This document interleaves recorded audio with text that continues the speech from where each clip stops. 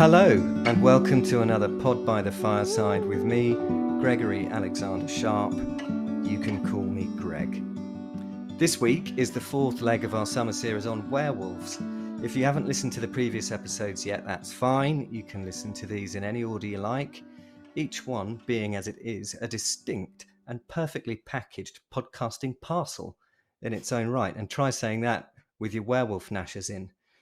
For reference, the first three episodes were Why Werewolves, Werewolf Mythology, and Werewolves at the Movies. That was last week, episode 3. In this episode, we will be covering the subject of lycanthrope literature, and we're going to take a dip into some of our choices of the most significant books in the genre, apart from our own, of course.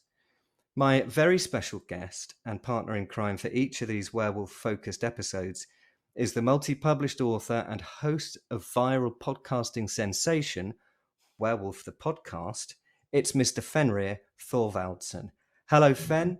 How's it going? Yes, it's going very well. Yeah, I'm really excited about this week's podcast, after all the hours of reading I've been doing. The relentless research that we've been putting in over the past few weeks, it's all going to pay off tonight, that's for sure. I was so glad that we held off till podcast number 4 for this one.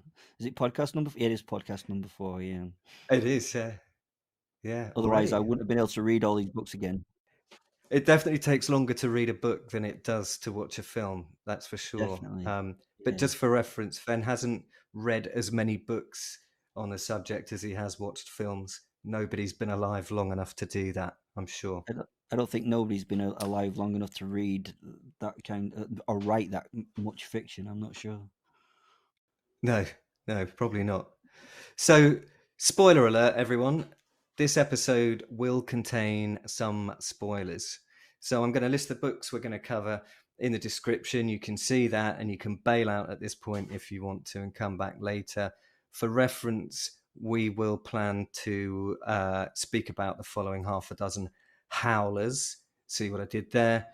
The Wolf's Hour by Robert McCammon. So Fen's going to take us through that first off, and then I'll speak a little bit about Werewolf of Paris by Guy Endore. Then we'll look at Sharp Teeth by Toby Barlow. The Wolf Gift by Anne Rice, famous, of course, for the Vampire Chronicles. Then it will be The Last Werewolf by Glen, Duncan. And then I'll round things off with a George R.R. Martin short story, not known for writing anything short, Mr. Martin, but he did indeed write a werewolf book called Skin Trade. So with that said, and no further ado, let's just get cracking, shall we?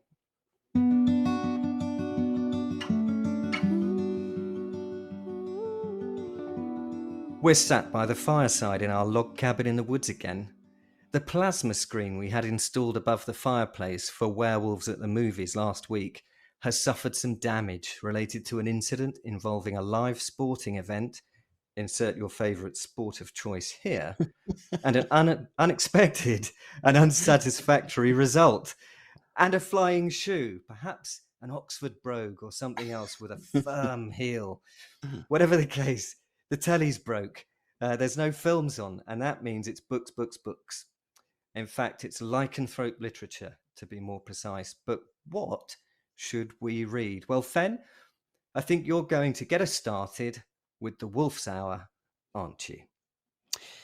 Yes, The Wolf's Hour. I have to say it is one of my favourite werewolf books because it brings together lots of things I really like in literature. It brings together spies, adventure, thriller as a massive thriller, and with Robert McCammon, he really knows how to do horror, gore, and blood and snot really well. So you think with those combinations that you definitely get an absolutely amazing film, and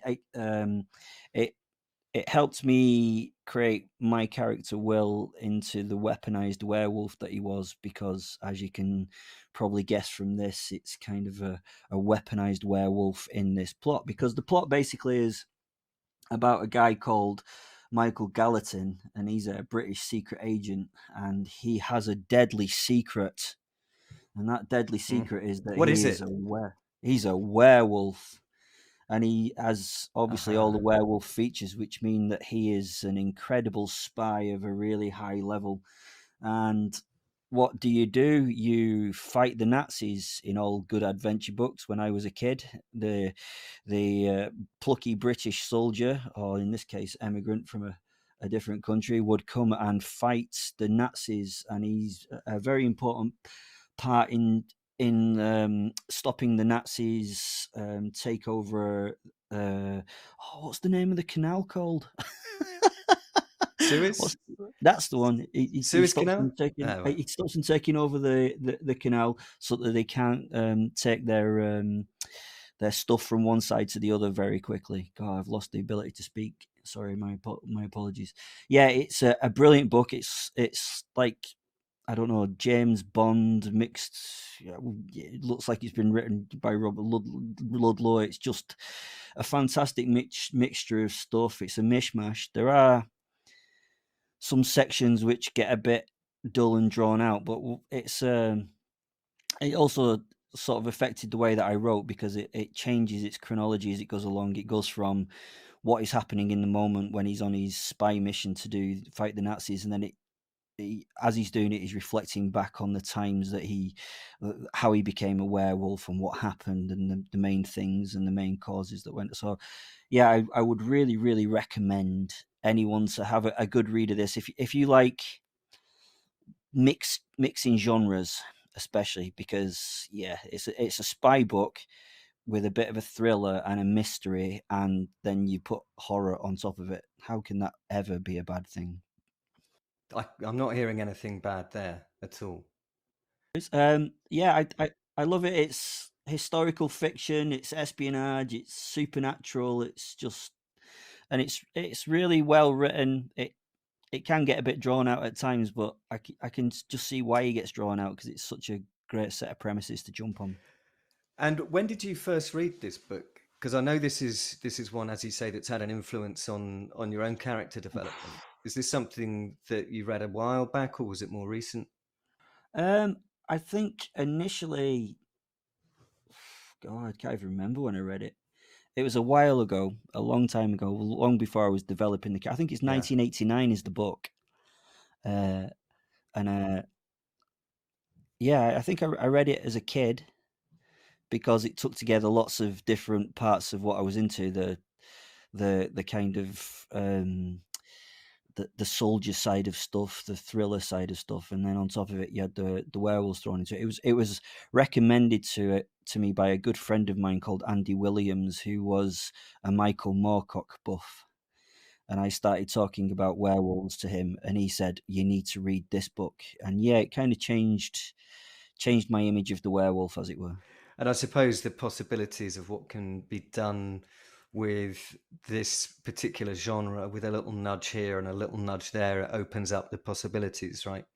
Yeah, it's kind of like I don't know. It just, it's good to actually see it from a monster's perspective in a way, you know. So like, I think it gave me the problem with this is this guy is a hero.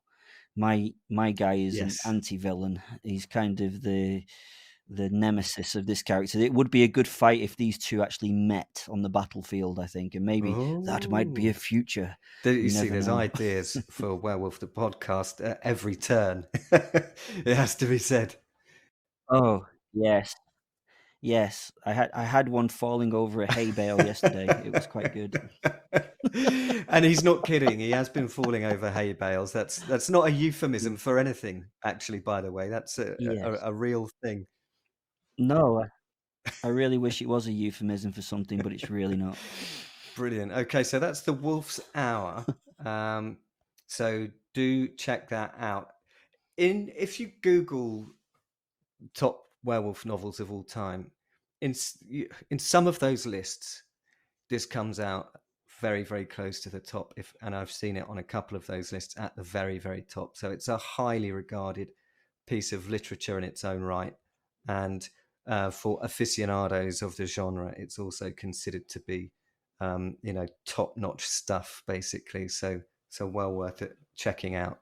Yeah, I mean, yeah, check it out. It's just it, it fulfills a lot of requirements for. I would imagine that if you're a 15, 16-year-old boy, it's a very good book for that kind of thing. And it doesn't have any erotic fiction in it, and it doesn't have any sparkly vampires either, which is quite nice. And there's no romanticism. Well, there's a little bit of romanticism in it, but not very much. So, yeah, it's all good sort of I don't know. Am I allowed to say boyish fun You, these days? I don't you're, know. you're in a safe place here, Fen. You should consider this a safe place. Not judging by the plasma screen.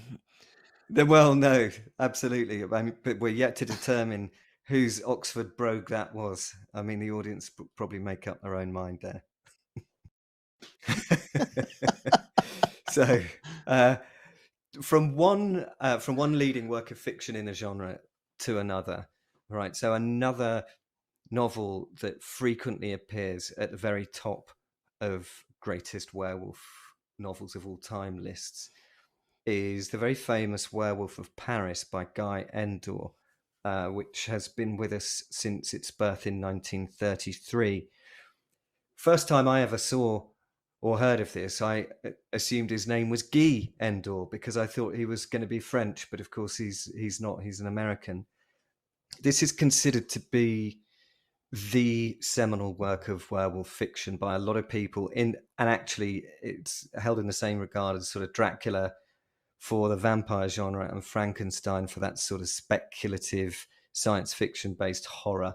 Um, and it's a book that's from a bygone era, so the writing style is very, very different from anything you would see a modern writer doing. So it has that feel of antiquity about it, even if it's from slightly more recently than either of those other two examples. It is at least the 20th century rather than the 19th, but it's held in that high esteem. Now, Endore himself was born Samuel Goldstein, and he was also known as Harry Relis. So he's a man of many sort of personalities in his own right there. Um, Not a lot of people know he was nominated for an Oscar as a screenwriter um, in 1945. Wow. Yeah, yeah. So a few years after this book was published, he Hmm. did the screenplay for the film G.I. Joe, the story of G.I. Joe, and that's considered one of the most important works of All right. cinematic, historical, cultural significance in the US. And that was he adapted it for the cinema. Yeah. So you'll probably remember, or people will probably remember from last episode number 3, Werewolves at the Movies, that Curse of the Werewolf, 1961, starring Oliver Reed, was heavily based on this work, and that's still true a week later. We got that right. We're not having to correct ourselves on that, although there is something else in this segment I'm going to correct myself on. So wait for that with bated breath. Um, Hmm. so yeah, the Curse of the Werewolf, as I think you mentioned last time out, Fen, they shifted the location of the story to Madrid because they happened to have quite an expensive set that they just shot a film that was based in Madrid and they used it. I had a friend who contacted me about that, who's more of a film aficionado. Because I asked him about Curse of the Werewolf and stuff, and apparently the film that they'd made on that set had been shelved because it was too how can we say, it was Yes. too spicy to be released at the time. So they they turned around and said, "What do we do with all this stuff?" Yeah, I understand it had the word rape in the title of Oh, it. right, okay, Um, yeah, so it was really pushing the boundaries of decency. This the is boundaries, yeah, 1961, and it was, I don't know how they ever agreed to do it in the first place, yeah, but they lost their nerve after having invested in a whole yeah, cityscape essentially as a set. Um, I guess somebody's yeah. paid to make the tough calls. But it's a shame because they must have missed out all the. I mean, all some of the interesting background detail for this book is like the Paris Commune and all the stuff that's kind of going on in the background. You know, you got a semi kind of revolution happening in behind the scenes, haven't you? And I think in the book, like unlike the film, you get that taking up like a wonderful part of the whole narrative. It's really well written. I really enjoy it. And the fact that it's a kind of like framed story, that you've got a story set up within a story, like the Mhm. old Greek kind of tragedies and things. It's absolutely fantastically written. And it's pretty hardcore, you would have to say, for a book that was written in the Oh yeah, 1930s. You know, it's got some strange sexual peccadillos in it. For instance, um, the protagonist uh, um, runs away from home. Essentially, he goes to Paris and he starts hanging around with various different types of people. But he falls in with, I think she's the daughter of a noble person, and she's a bit yeah, kinky. It turns out she's a bit of a masochist, and they get into sort of bloodletting. mm, Sophie's her name, Sophie de Blumenberg, I think, and they do this bloodletting thing where she permits him to cut her and ultimately actually drink her blood, and that stops him from changing. Now they yeah. adapt that slightly in Curse of the Werewolf to the love of a good woman stops him from changing, right? They probably learnt their lesson from the previous occupants of the set, and said, well, let's not go too far. although although using although using Oliver Reed, I'm sure they could have put that in there anyway, couldn't they? You know. Well, who knows what was happening behind the scenes. Probably a lot of drinking, I imagine, of all kinds. Mm. Yeah. So yeah, for its day, I mean, that was Yes. really full on, and it shocked and it appalled a lot of people. And um, and yet it became a New York Times #1 bestseller when it was released. It pretty much went straight to the top of those charts. And yes, it is set against a backdrop of the Franco-Prussian War. Um, Although he doesn't get very involved in the fighting, you'd say he's probably just there for the girls. He's successful at that. Yeah. Sorry, he goes in to be the like the National Guard, a member of the National Guard and stuff, doesn't he?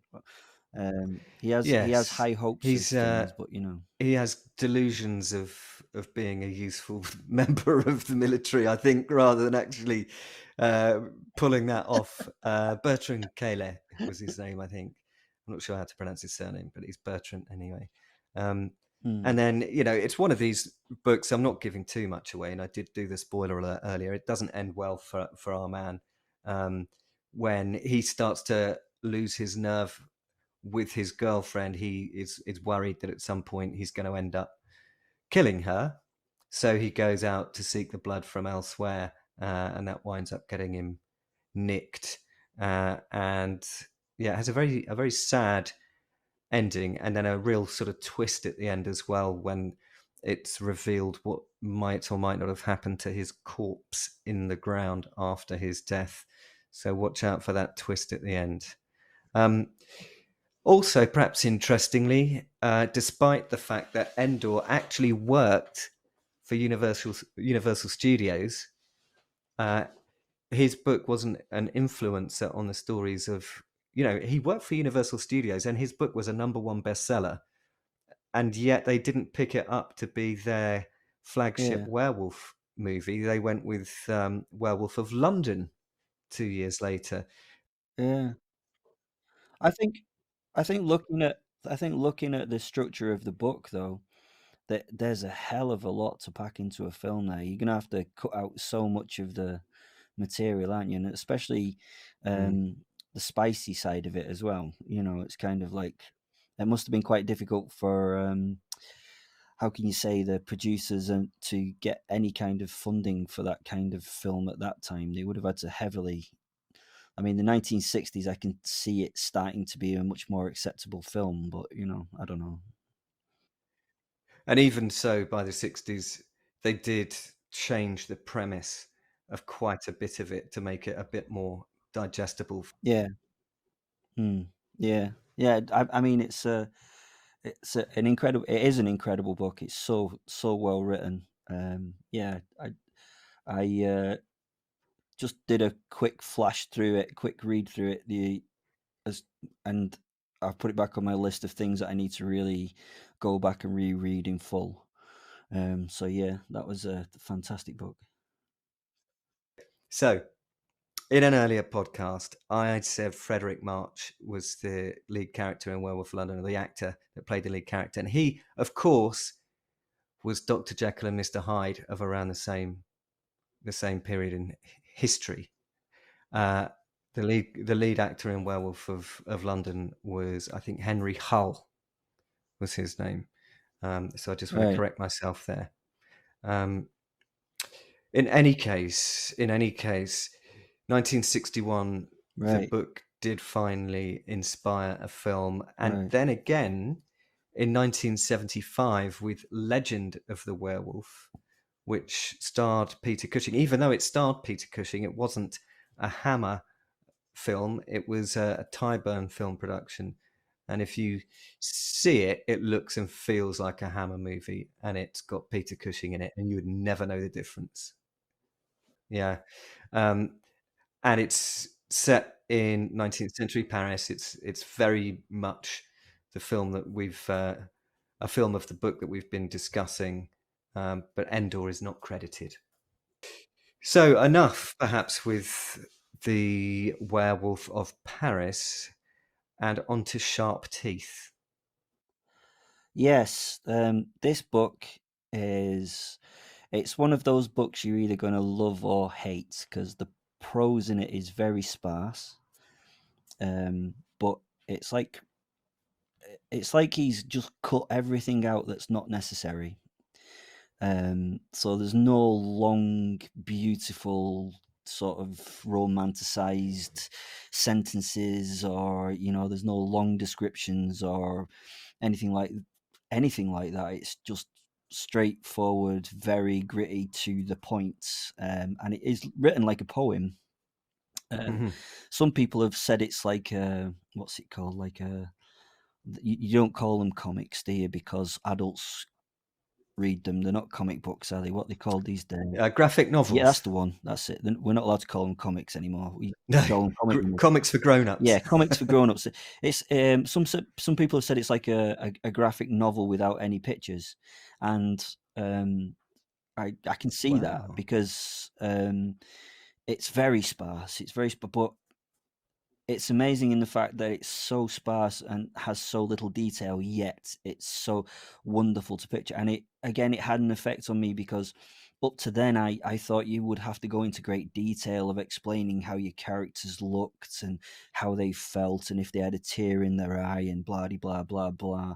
And it was with this book when he describes Lark as a beautiful woman, who's one of the characters, and you fill in the gaps. And I think that's a fantastic way of doing things at times, is to actually let your audience use that imagination. You don't have to go into fine detail.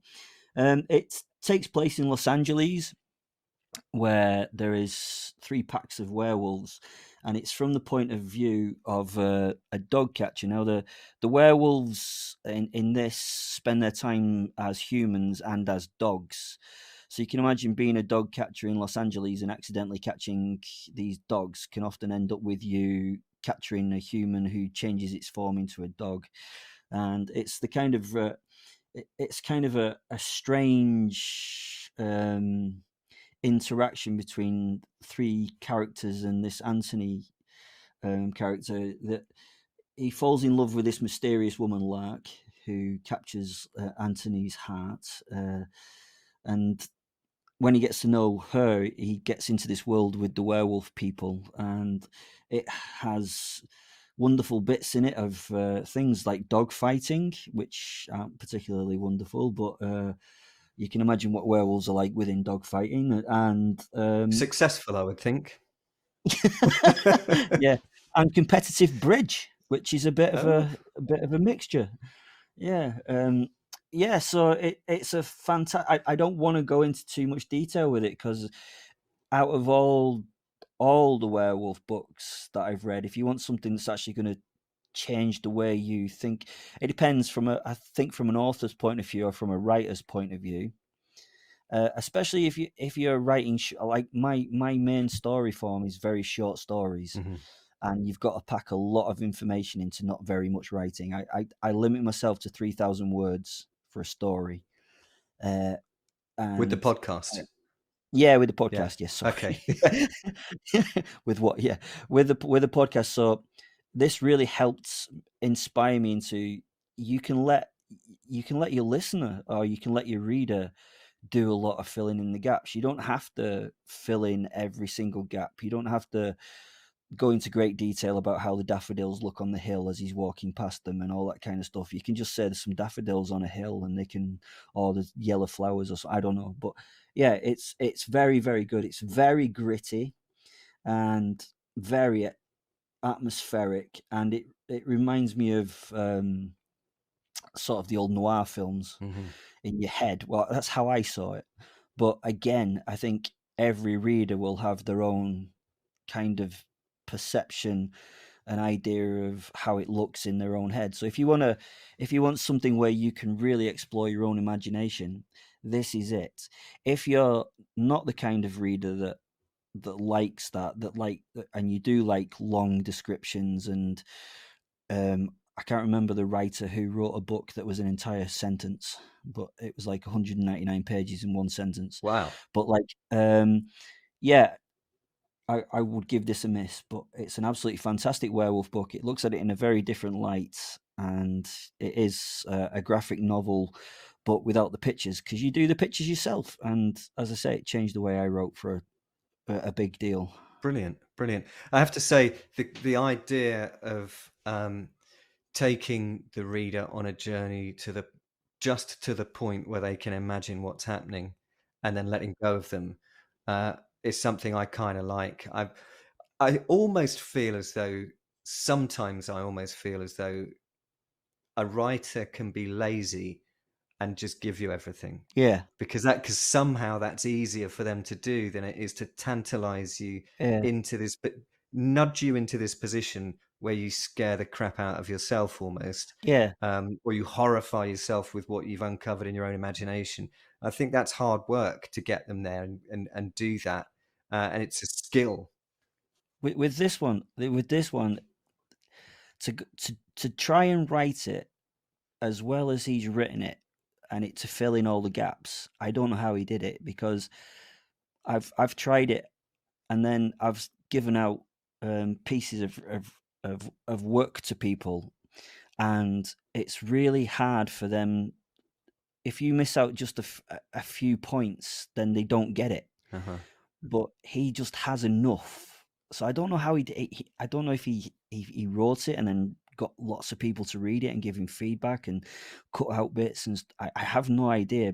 But if he did it just from straight out of his head onto the paper, then or whoever his editor is a genius. I don't know, but please go read this book. It's really really worth reading, and even the book cover and everything is just something different. It's just yeah, it's just it is a one-off. It really is. It's a bit like the Wolf's Hour is a bit of a mishmash of genres. This one is it's a writer's book to learn how to write in a very sort of sympathetic style to your reader.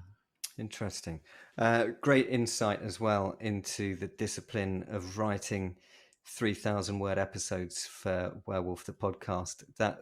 Is that is a real discipline, you know, to make yourself do that Oh yeah, because you have no time to mess around, do you? If you want to make a point in your podcast, you've got to make it. yeah. It's about half a chapter for other writers. You know? So, like, trying to fit an entire story, and then at the start of the podcast as well, we should talk about Mm, this in the next podcast, I'm sure. But yeah, it's just it's trying to bring your listener into the story who yes. may have never heard another episode. So you've got to reintroduce all your characters, and then you've got to start your story. So it is an incredibly difficult thing to do. But I've given myself 3,000 words Mhm. or 32 minutes. That's the precise kind of thing that I've done with it, because my brain switches off normally after about 32 minutes of listening to something. So that's my get out clause. Well, ironically, we're 31 minutes and 55 seconds into this recording, so we're about to lose Fen.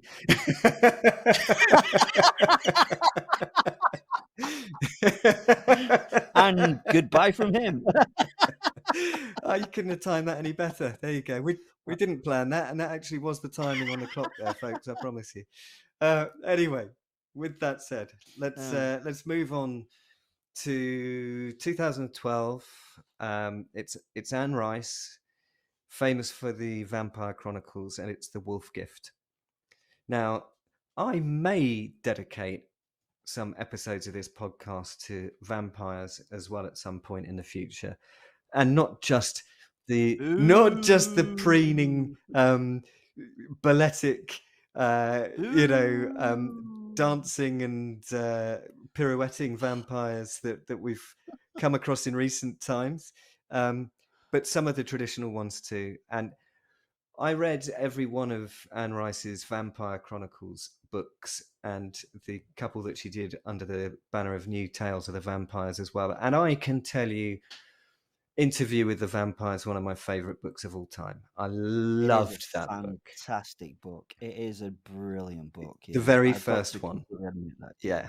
Well, she does a very good job for the first few, Yes. but I think she's on about 31 with the Wolf's Gift, or 33 or something, isn't it? Well, she was way past a dozen, I think, in terms of the Vampire Chronicles, and many more with the Mayfair Witches and all sorts of other one-offs and things that Yeah. she's done. And I read a few of those too. Um, I felt as though with the Vampire Chronicles, she started really well, and she peaked in book 2 with the Vampire Lestat, and then somehow it sort of drifted away from the feeling that I got with those first 2 books, which was both of them had a real sense of a traditional old school vampire and some incredibly descriptive prose that made me feel like I was in, for instance, New Orleans or Paris, Yeah. right? The Yeah. 2 great centers of those stories. And they were massively influential on me as a writer as well. You know, you've read my first book. It's very descriptive of Italy. Oh, yeah, it's beautifully done, Well, yeah. thank you. And a lot of the feedback I've had is that, oh, you describe the country in such a way that makes me want to be there or make me feel like Yeah. I am there in some way. Well, I absolutely draw that from the inspiration that I got from those first 2 Anne Rice books. So I should go on the Yeah. record and say that. Oh, she is a fantastic she is a fantastic writer, but probably like yourself, I mean the first book for me is like a standalone piece, Yes. and then I mean it feels like she's gone, oh, that did really well. I'll do another one of them, and then, oh god, that did really well as well. I'll do another one of them. So Yeah, like I think from my point of view, like she's kind of she's I think she does pretty well for a few books, and then she kind of runs out of places to go and things to see, as it were. You know, I mean, she's probably a lot like me and has never planned where anything's ever going to go in its entirety. yeah, But yeah, I've got a feeling that you said yourself when you write chapter 1 and chapter 2, you shouldn't have thrown all the story into those two. yeah, yeah. But yeah, the first book, the second book's pretty good. Well, the third book's okay. When I got to the Wolf's Gift, I was like, it's okay. It's Yeah, very Anne Rice, and if you're an Anne Rice fan, it's good. yeah, yeah. Yeah, it's not a bad book by any means. I mean, it'd still be published as a standalone series in itself now, I think, if it went to a publisher or to an agent. I agree. But, I agree. but like, it's not what she's turned out at the start. You No, know. and I've read every single one of those Vampire Chronicles books, and I got increasingly disappointed with them towards the end, I suppose. You know, when we wound up in Atlantis and Lestat became a Yeah. prince and things like that. I was all a bit like, but I Yeah. kept buying the books and I kept reading them because I was really invested in those characters, right? Over the years and over those volumes, I'd become very invested in them. And I didn't have that history in 2012 when I read this first book in a new series, a series that only tragically ran to 2 books. So I was a bit, it was a Christmas gift from my wife, so I smiled when I said that I loved it.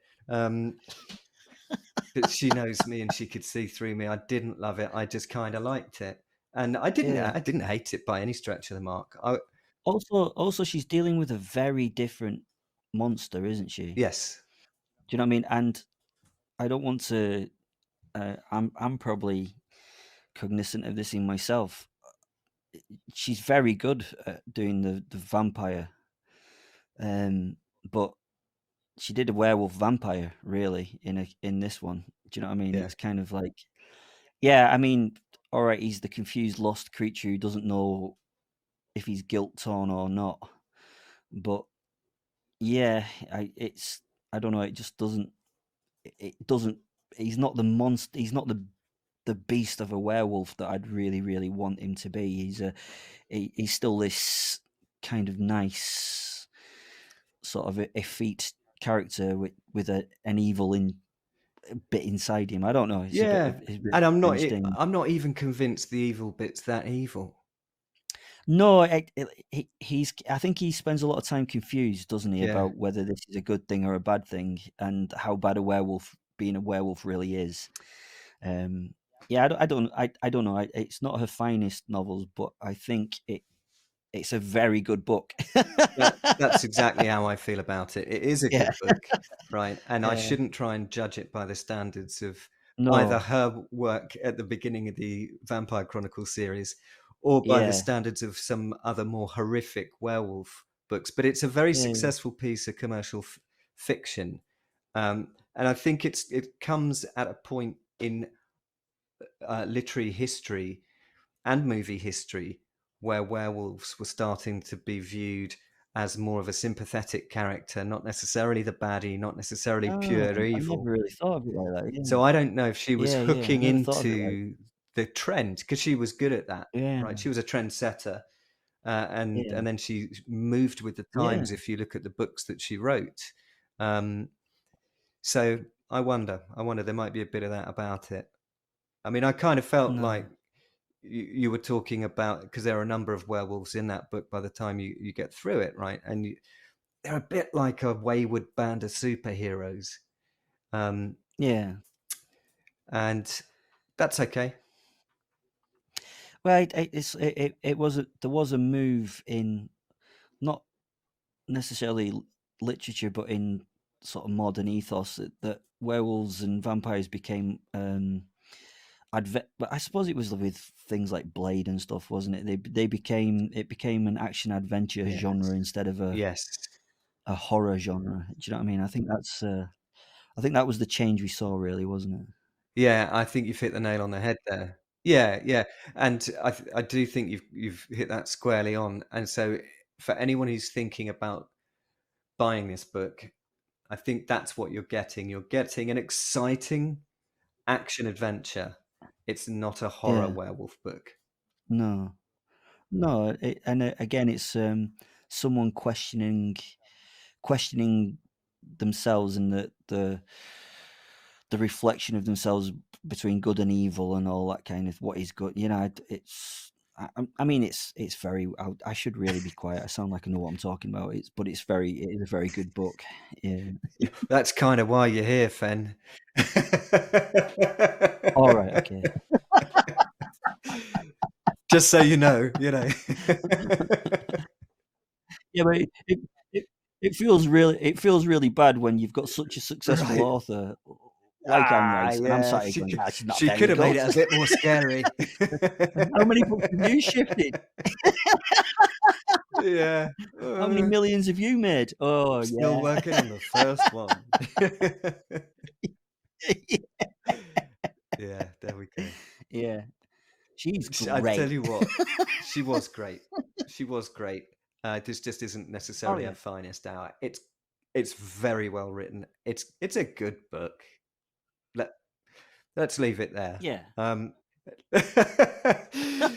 So it wasn't her last werewolf book. That was The Wolves of Midwinter. This is a segue I'm trying to create here. But when we talk about The Last Werewolf, Right. that's a novel in its own right, isn't it, Fen? Yeah. Well, there's three parts to it. Yeah, again, this is a very, very well written piece. It follows the life of Jacob Marlowe, and he is the last surviving werewolf. They've been hunted down out of existence, and um, it spends a lot of time looking at his life and how he feels and his lonely existence and how over the centuries he's been sort of beaten down over the years and all that kind of the usual kind of stuff in this kind of thing. And then he meets a female werewolf who is pregnant with a werewolf baby, and then he becomes determined that he's going to protect her against Wocop's clutches. Wocop is this band of people who are trying to kill off the World Organization for the Control of the Occult. So they're trying to stop all supernatural things happening. So they're trying to find this woman and kill off the baby. So he's so there's 3 books in total, and it follows the story throughout the 3 books. But again, it's really, really, really well written. The depth in which it goes into is just phenomenal. And when you say with Anne Rice, you start to feel something for the characters. In this, Jacob, you just feel Mm. heartbroken most of the time for this guy. He has nothing at all in life. He's so miserable. He can't really get out of it. He just carries on and carries on, and he just gets beaten down and beaten down and beaten down. And then he has something to live for when this baby comes along. Is it his baby? We don't know. Because if it's not, how did it become a werewolf? It's a good question. We don't really know, Hmm. unless I missed something, which I might do with my reading skills. But yeah, well, he's thought to be that he thinks he's the last werewolf. Let's put it that Ah, way. I don't want to give too much away, but then she comes along, and maybe yeah, there might be more to it if you know what I mean. understood. Yeah. Uh, but it's a great look at philosophy. I love characters who think deeply about stuff. I don't have chance really to go into deep philosophy in my own writing. 3,000 words. Although my last episode was Yeah, somewhat strange, but you opened Pandora's box a bit with that one. yeah, but I just like the way that he looks at his life, and he's very dismissive, and then he just needs something to live for, and it comes along basically. And yeah, the more I look at the books I love about werewolves, it's not about the horror that the werewolf, it's about the loneliness or the difficulty of being, how it separates them out from humanity. And it's just a great series. I would just recommend it to anyone. It's one of those, but there are very few books afterwards that you put down and you still keep questioning things within it, like why did he do that, or what was the purpose, or I I always remember 3 weeks after thinking, oh right, I understand now what. Oh, while normally you get to the happy ever after and you close the book and you go, oh, that was good, or you go, I can't wait till the next one. With this series, I got to the end of the series and you were still like, and it wasn't that he'd missed out any part of the story. It wasn't missed out any of the details. He was asking questions that he couldn't really answer himself. And in asking the questions for himself, he's making you ask those questions about your own life, if you know what I mean. And that's kind of, I think that's really inspiring if you come away from a book putting yourself in the position of the character and feeling for the character, and then noticing maybe even a part of that character within yourself, if you know what I mean. We all need something to live for. So yet again, I really recommend it. It's really well done as a werewolf outcast. It's quite a beautiful concept. That it's actually very human. Yeah, The loneliness, the despair, and then that being turned around by some kind of human connection. It's quite touching, isn't it? yeah. I mean, uh, he really struggles that he's got this violent side to himself, and he's tormented by it, which is the classic werewolf thing.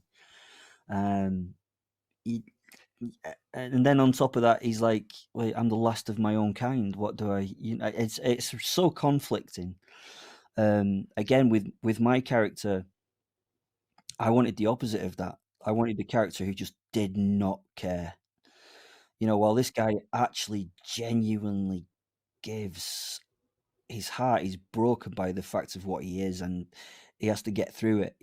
But with my character, I kind of went the opposite way. That haha, I'm a werewolf, you're not. Na na na na na. It's kind of like it's an entirely Yeah. different thing. And if you're coming for me, don't worry, I'm coming back for you. While this character's of the opposite, he just wants to hide away and disappear, kind of thing. You know what I mean? Until he gets a reason to live. So yeah, he's a monster who has retained his humanity on some level. Yeah, and yeah, it's a. I don't really want to break it for people. But go read it, because if it doesn't make you think afterwards, then if you've answered all the questions by the end of it, then you're a far better person than I, because it does ask you some very difficult questions. There we go. So on to Skin Game. George R. Martin, he of Game of Thrones fame. It's a novella. Mm. It's a short novel, which he's not known for. He's known for books that are about 900 pages long, right? So a novella is a rare thing indeed for him, and he did indeed write a werewolf novel in 1989. Sounds like it was a good year, possibly for werewolf fiction that year. Mm. Got the award for the best, I think, best horror novella in 1989, something like that, and it was also nominated for the prestigious Bram Stoker Award that same year. Yeah. It was made into comic books a few years later, and there were rumours that it was going to be made into a film. Now, it does seem, and this is in the public domain, so whilst I'm going to tread carefully here because there's legal action involved, this is all Ooh. information I've gathered from the public domain. So Allegedly. I am not reporting any of this. I am just repeating it. Allegedly. So some may allege. There is this microphone on. So it seems as though there was a contract with a film studio. I won't even name them. I better not, No. just in case. An alleged film studio. Yeah, maybe it was a film studio. Maybe. Nudge, nudge, wink, wink. And they were going to make this book into a film, and it seems as though perhaps they didn't crack on with that at quite the speed that the author had anticipated. And he said, well, look, give me the rights back. You're not doing it. I want the rights back. I'll get someone else to. I'm famous now. Yeah. I'm going to get someone else to do it. And they were like, oh, no, we want to do it. We want to do it.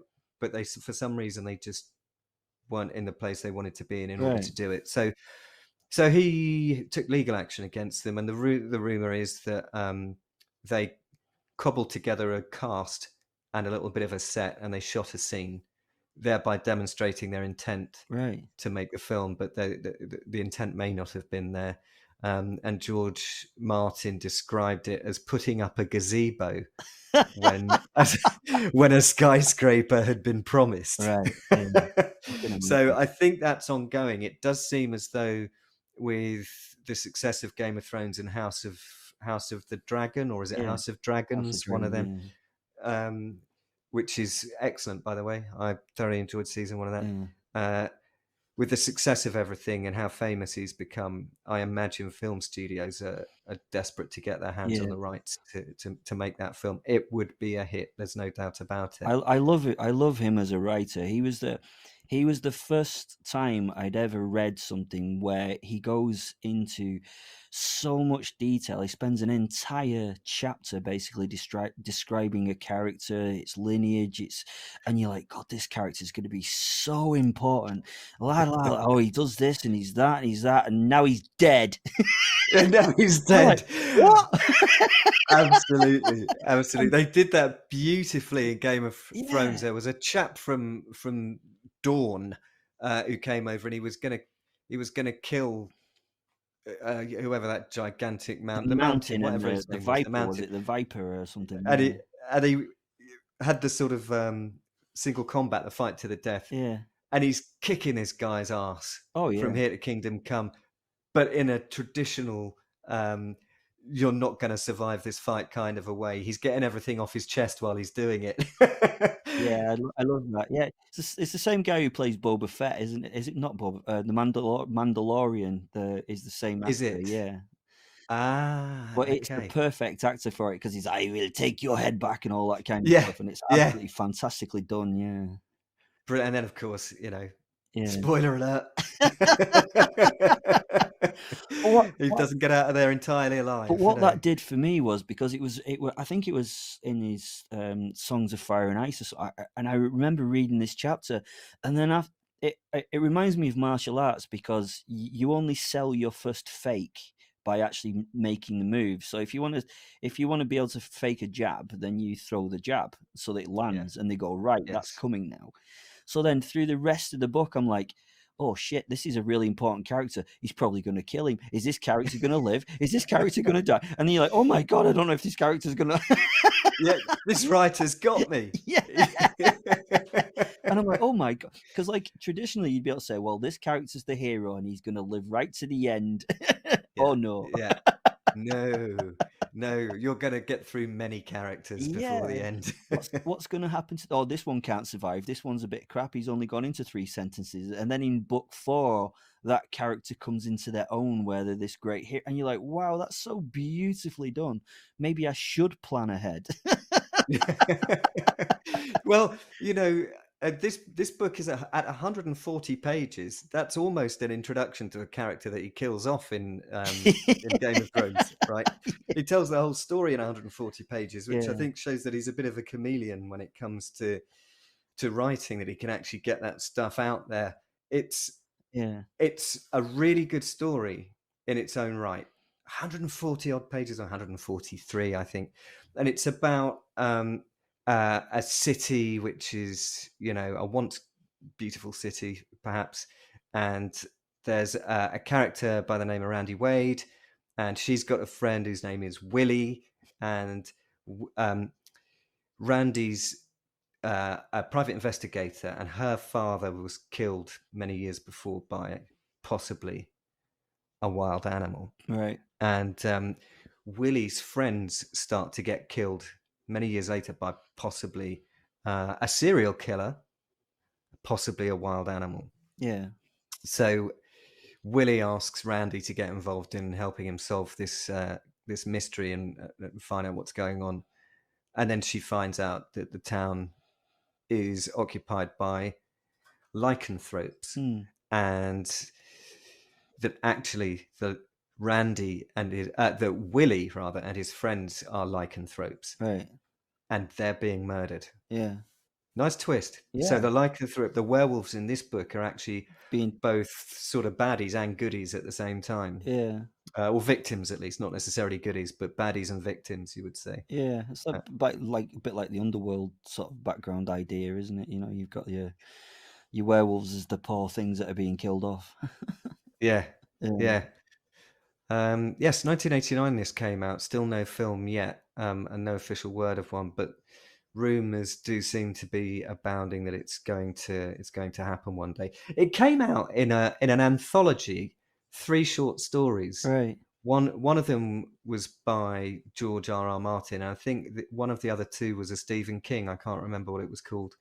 Oh, was it a werewolf book? No, because No, it Stephen wasn't. King did one werewolf book, didn't He he? Yeah, did, yeah. No, that was a full novel.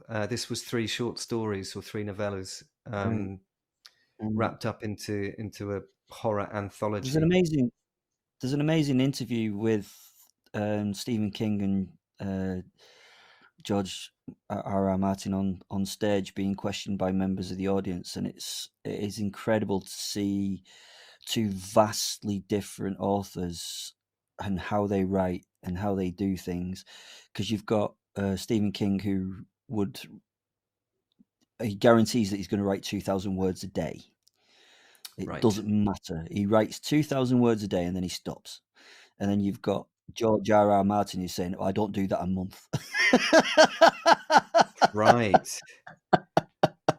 He said, "How on earth can you do that? I can't write 2,000 words in a month." And then you've got Stephen King, who basically flies by the seat of his pants. He just sets off writing. And then you've got George R. Martin, who's planned out everything to immaculate detail, so it's kind of an interesting interview. It's out there on YouTube somewhere. I will be checking that out. Yeah. I'm sort of halfway between a planner and a pantser. And we'll probably get into that next week when we talk about our own work. But Yeah. with mine, I sort of start with a bit of an outline. I plan a bit of an outline of what I'm going to do, and then I roundly ignore it. And write the real story.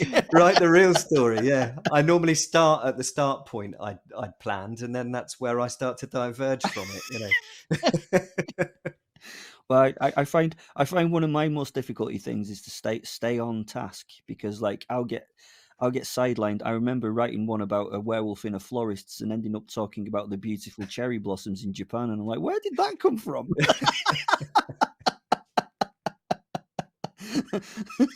I've got to get back on track here, yeah. But never mind. The crazy world of the werewolf author, folks. Yeah, it is a bit strange. No, I think there's many more books on top of those that really stand out, but those are my the three that I mentioned are the three that really stand out for me, and how they affected how I look on it. And now looking at them, none of them are the traditional werewolf jump out killer in the woods book at all. So I'm a bit. No, they're not. I didn't actually notice that until we just got to the end of the podcast. I was like, none of them are a traditional kind of gothic werewolf novel by any means. I suppose, yet again, I suppose something like Sherlock Holmes, Hound of the Baskervilles, to me is like a classic werewolf novel, which is a bit of one of my favourites, as it is a film as well. So maybe that's my classic werewolf novel, even though it's not a werewolf novel. But Yeah, it has that feel about it, though, right? It really, the spookiness of it, and the fear that builds with each chapter in that book. Yeah. It's what you want from a gothic werewolf story. I think if you can turn around and make a very scary novel about a bit of a dog, then you're doing pretty well. Like with Stephen King with Cujo and stuff, the way that he can make such a thing so terrifying, it's it's incredible. But I think we did all right with the literary stuff. I'm quite impressed. I think that's.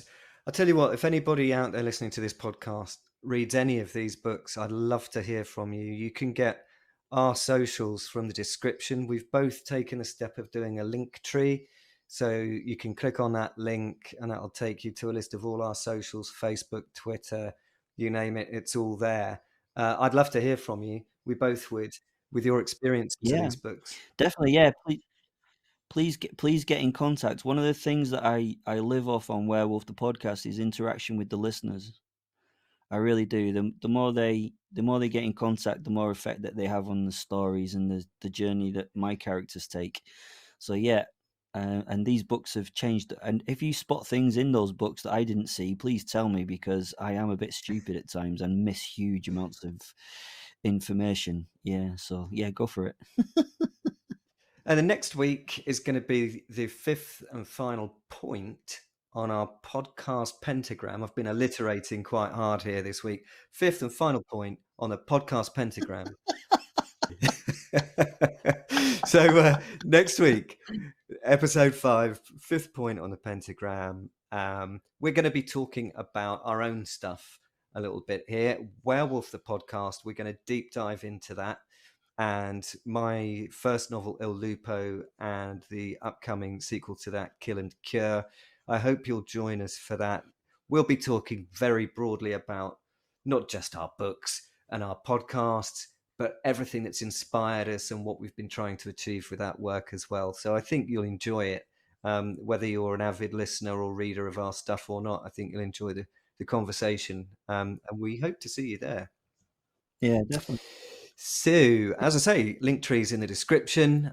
That's hang on a minute. I think I can hear a vehicle pulling up outside. I think it's the TV repairman.